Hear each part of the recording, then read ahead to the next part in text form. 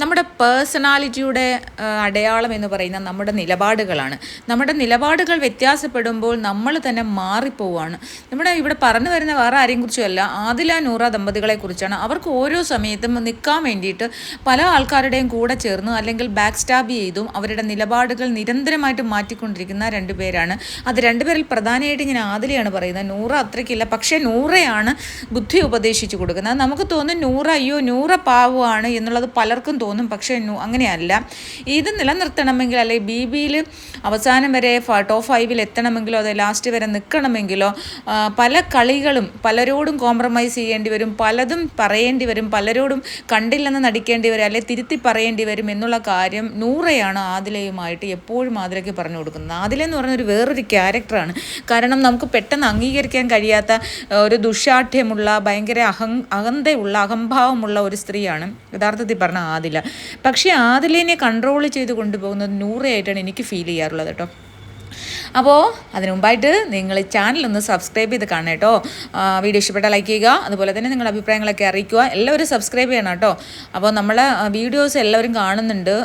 1 ലക്ഷം 2 ലക്ഷം ആൾക്കാരിലേക്കൊക്കെ പോയി. പക്ഷേ നമ്മുടെ സബ്സ്ക്രൈബേഴ്സ് എന്ന് പറഞ്ഞാൽ വെറും 2500 സബ്സ്ക്രൈബേഴ്സാണ്. യെസ്, അപ്പോൾ എല്ലാവരും ഒന്ന് സബ്സ്ക്രൈബ് ചെയ്യണം കേട്ടോ. ഓക്കെ, അപ്പോൾ ഞാൻ ഈ പറഞ്ഞു വരുന്ന ആദില നൂറയുടെ ഈ ഡബിൾ സ്റ്റാൻഡേർഡ് എന്നല്ല, ഡബിൾ ത്രിബിൾ ഒക്കെയാണ് എന്ന് പറഞ്ഞാൽ ഒരു സ്ഥലത്ത് കാര്യം സാധിക്കാൻ വേണ്ടി ഒരു സ്ഥലത്ത് നിൽക്കുക, അടുത്ത കാര്യം സാധിക്കാൻ വേണ്ടി അപ്പുറത്ത് നിൽക്കുക.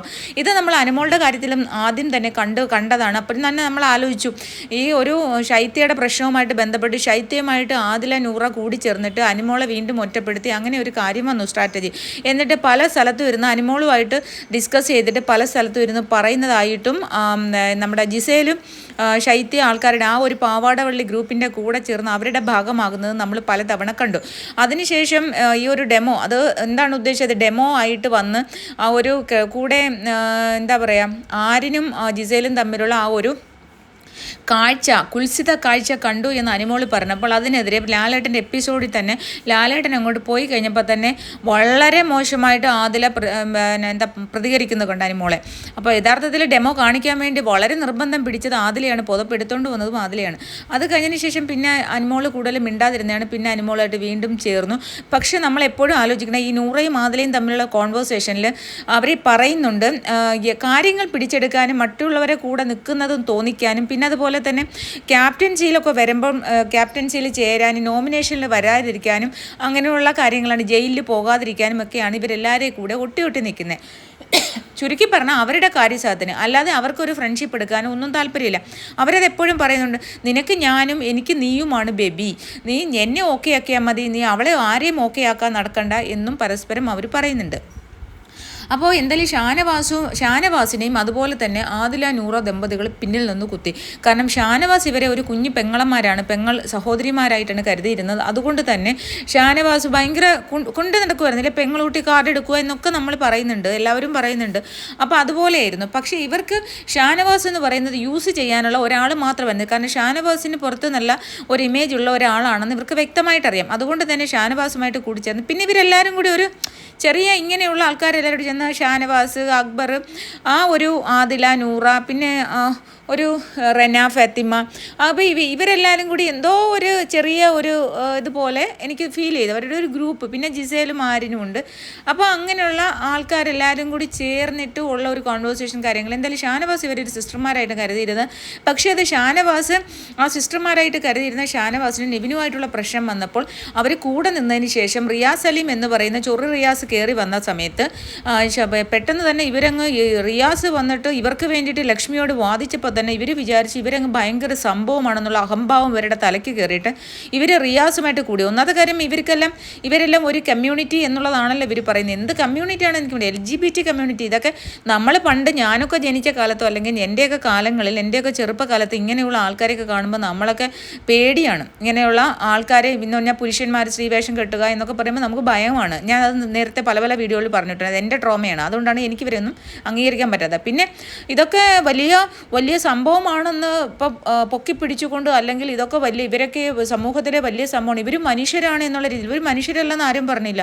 ഇതൊക്കെ തന്നെ പണ്ടും പലയിടങ്ങളും ഉണ്ടായിരുന്നു. ഇതൊക്കെ എല്ലാവരും അങ്ങനെ ജീവിക്കുന്നുണ്ട്. പെണ്ണും ജീവിക്കുന്ന കാലഘട്ടവും ആണും ജീവിക്കുന്ന കാലഘട്ടവും ഇങ്ങനെയൊക്കെ കാലഘട്ടങ്ങളുണ്ടായിരുന്നു. പക്ഷേ സോഷ്യൽ മീഡിയ ഇത്രയും ഇല്ലാത്തതുകൊണ്ട് ഇവരൊക്കെ ഇപ്പോൾ സെലിബ്രിറ്റിയായി. ഇപ്പോൾ ഇങ്ങനെ ഒരു സംഭവമുള്ള ആൾക്കാർ, അല്ലെങ്കിൽ പെണ്ണും കല്യാണം കഴിക്കുന്നതും ആണും കല്യാണം കഴിക്കുന്നതും അല്ലെങ്കിൽ ഒരുമിച്ച് ജീവിക്കുന്നതും ഒക്കെ ഭയങ്കര സെലിബ്രിറ്റി സ്റ്റാറ്റസിലേക്ക് ഉയർത്തപ്പെടുന്ന ഒരു കാലഘട്ടമാണിത്. ഈ ഒരു സോഷ്യൽ മീഡിയ പ്ലാറ്റ്ഫോം വന്നപ്പോഴത്തേക്ക്, സോഷ്യൽ മീഡിയ വന്നപ്പോഴത്തേക്ക് ഇങ്ങനെയുള്ള കാര്യങ്ങൾ സമൂഹത്തിലേക്ക് വന്ന് ഇതൊക്കെ വളരെ സാധാരണമാണ്. സാധാരണത്തിൽക്കാൾ കവിഞ്ഞ് ഇവരൊക്കെ സെലിബ്രിറ്റി സ്റ്റാറ്റസിലേക്ക് ഉയർന്നു. പെണ്ണാണാവുന്നതും പെണ്ണാവുന്നതും പെണ്ണും കെട്ടുന്നതും ആണും കെട്ടുന്നതും ഒക്കെ ഭയങ്കരമായിട്ട് വാഴ്ത്തപ്പെടുന്ന സംഭവങ്ങളായി മാറി. നോർമലൈസ് അല്ല, വാഴ്ത്തപ്പെടുന്ന. കാരണം ഒരാണും പെണ്ണും കല്യാണം കഴിക്കുന്നതിനെക്കാട്ടും ഒരുപാട് മുകളിൽ, ഒരുപാടെന്ന് പറഞ്ഞാൽ നമുക്ക് ചിന്തിക്കാൻ കഴിയാത്ത സെലിബ്രിറ്റി സ്റ്റാറ്റസിലേക്ക് ഇവർ ഉയർന്നു. അപ്പോൾ അതുകൊണ്ടാണല്ലോ ഇങ്ങനെയുള്ള ആൾക്കാരെ ബേബി പോലുള്ള ഷോയിൽ പോലും വിളിക്കുന്നത്. അല്ലാണ്ട് നമ്മളിപ്പോൾ വെൽ എഡ്യൂക്കേറ്റഡ് ആണ്, നമ്മളിവിടെ വലിയ കുറേ ആൾക്കാരെ ഹെൽപ്പ് ചെയ്യുന്നു, അല്ലെങ്കിൽ നമ്മൾ ഭയങ്കര മെസ്സേജ് സൊസൈറ്റി കൊടുക്കാൻ ആഗ്രഹിക്കുന്ന, അല്ലെങ്കിൽ ഒരുപാട് ആൾക്കാർക്ക് മെസ്സേജ് കൊടുത്ത് നമ്മൾ പഠിപ്പിക്കുന്ന ആൾക്കാരാണെന്ന് പറഞ്ഞിട്ട് നമുക്ക് വല്ല കാര്യമുണ്ടോ? നമ്മൾ പോയിട്ട് ഒരു പെണ്ണിനെ കെട്ടിക്കഴിഞ്ഞാൽ, അല്ലെങ്കിൽ ഒരാണിനെ കെട്ടിക്കഴിഞ്ഞാൽ അവരെ എടുത്തുയർത്തി സമൂഹം അവരെ ഭയങ്കര സെലിബ്രിറ്റി സ്റ്റാറ്റസിലേക്ക് കൊണ്ടുവരുന്ന ഒരവസ്ഥയാണ്. അത് തന്നെയാണ് ഇവിടെ സംഭവിച്ചത്. അത് പോട്ടെ. അപ്പോൾ അങ്ങനെ റിയാസ് സലീം വന്നപ്പോഴത്തേക്ക് ഇവർ ഭയങ്കര തലയ്ക്ക് അഹങ്കാരം പിടിച്ചു. ആദിലയ്ക്കും നൂറയേക്കാൾ ഉപരിയായിട്ട് ആദില, നൂറ പുറകിൽ നിന്ന് ഇങ്ങനെ ഇത് പറഞ്ഞു കൊടുക്കത്തേ ഉള്ളൂ ആദിലയ്ക്ക്. ആദിലയുടെ റിയൽ ക്യാരക്ടർ പുറത്തു വരും. നൂറയ്ക്ക് അത് കുറച്ച് മറയ്ക്കാൻ അറിയാം. അതാണ് ആദിലയും നൂറയും തമ്മിലുള്ള വ്യത്യാസമായിട്ട് ഞാൻ കണ്ടുപിടിച്ചത്. നൂറയ്ക്ക് കുറച്ചുകൂടി കൺട്രോളബിൾ ആണ്, പക്ഷേ ആദില കൺട്രോളബിൾ അല്ല. അത് നൂറ കൺട്രോൾ ചെയ്യുന്നത് കൊണ്ട് മാത്രമാണ് ആദില അല്ലെങ്കിൽ ആദിലയുടെ കൂറ സ്വഭാവം എപ്പോഴേ പുറത്തു വന്നേനെ. ഇതൊക്കെ അതും നൂറ കൺട്രോൾ ചെയ്യുന്നതുകൊണ്ടാണ് കുറച്ചെങ്കിലും പുറത്തു വരുന്നത്. ഇത്രമാത്രം വൃത്തികെട്ട ക്യാരക്ടർ കുറച്ചെങ്കിലും പുറത്ത് കാണിക്കുന്നത് നൂറ കൺട്രോൾ ചെയ്യാത്തപ്പോഴാണ്. ഈ ഒരു സംഭവം, എന്നിട്ട് ഈ ഒരു ഷാനവാസിൻ്റെ ഈ സംഭവം വളരെ വേസ്റ്റൊക്കെ കണ്ടില്ലേ, നമ്മൾ അതിൽ കണ്ടതാണ്. ലൈവിലായാലും എപ്പിസോഡിലായാലും ബാത്റൂമിൽ ഇരിക്കുന്ന വേസ്റ്റ് വരെയാണ് ഈ ചൊറ് റിയാസ് കൊണ്ടുവന്നിടുന്നത്. ബാത്റൂമിൽ ഇരിക്കുന്ന വേസ്റ്റ് ബെഡ്റൂമിലും വേസ്റ്റ് എന്ന് പറഞ്ഞാൽ മൂക്ക് തുടച്ചതും വാ പിഴിഞ്ഞതും ചന്തി തുടച്ചതും എന്തിനാ പറയണത്, സകലമാന സ്ഥലത്തും തുടച്ച ടിഷ്യൂസ് ഉൾപ്പെടെയുള്ള സാധനങ്ങൾ നിറച്ചിരുന്ന വേസ്റ്റ് ബിന്നിലെ വേസ്റ്റുകളാണ്, അല്ലെങ്കിൽ കിച്ചണിലെ വേസ്റ്റുകളാണ്. ഇതെല്ലാം എടുത്തിട്ടാണ് അവർ ഹാളിലും ലിവിങ് റൂമിലെ ഹാളിലും അതുപോലെ തന്നെ ബെഡ്റൂമിലും കൊണ്ടിട്ട്. ഒന്ന് ആലോചിച്ച് നോക്കുക. ഇനി അവിടെ എന്തെല്ലാം ചെയ്യണം, എന്ത് സാനിറ്റൈസറോ റൂം ഫ്രഷ്നറോ ഒക്കെ അടിച്ച് പോലും പോയാൽ അതിൻ്റെ അണുക്കൾ പോവുമോ?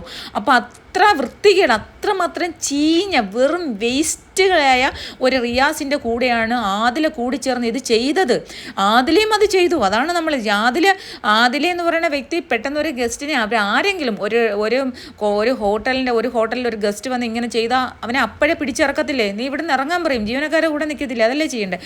അപ്പോൾ ആദില കൂടി, കാരണം ആദിലയുടെ സ്വഭാവം അതാണ്. ഇഷ്ടപ്പെടാത്തവർക്ക് ഇവിടെ തലയിൽ എന്തും വെക്കും. അതുകൊണ്ടാണല്ലോ സ്വന്തം പാരൻസിന്, മാതാപിതാക്കളുടെ പോലും ദേഹത്ത് അല്ലെങ്കിൽ തലവഴിയെ ചെളി വാരി ഒഴിക്കാൻ ഇവർക്ക് ഈ രണ്ട് പെൺപിള്ളേർക്ക് കഴിഞ്ഞത്. അതൊക്കെ നമ്മൾ വളരെ ഈ അടുത്ത കാലങ്ങളിലാണ് ഇതൊക്കെ അറിയുന്നത്. അപ്പം ഇത്രയും ചെളി വാരി ഒഴിച്ചാണ് അവർ ഇവിടം വരെ എത്തിയത്, സ്വന്തം മാതാപിതാക്കളുടെ. അപ്പോൾ അതിനെക്കുറിച്ച് ഒന്നും കൂടുതൽ എനിക്ക് പറയാൻ താല്പര്യമില്ല. അപ്പോൾ എന്തായാലും ഷാനവാസ് വളരെ സ്റ്റാൻഡേർഡിൽ നിന്ന് ഇത്രയും വിഷങ്ങളായിട്ടുള്ള രണ്ടാൾക്കാരാണെന്ന് ഷാനവാസ് എടുത്തു പറഞ്ഞു. അപ്പം ഇതൊക്കെ മനസ്സിലായി, ഇവരുടെ കൈവിട്ടു പോയിന്ന്. അപ്പോൾ ശനിയാഴ്ച ലാലേട്ടൻ വരുന്ന എപ്പിസോഡിൽ നിൻ്റെയൊക്കെ വൃത്തികെട്ട കളി എന്തായിരുന്നു എന്ന് ഞാൻ കാണിച്ചു തരാമെന്നൊരു വാക്ക് ഷാനവാസ് അവിടെ പറയുന്നുണ്ട്. ആ വാക്കിൽ എന്തായാലും കുടുങ്ങി മക്കളെ. എന്തായാലും ഷാനവാസിൻ്റെ കൂടെ രാത്രി കോംപ്രമൈസ് സംസാരിച്ചു.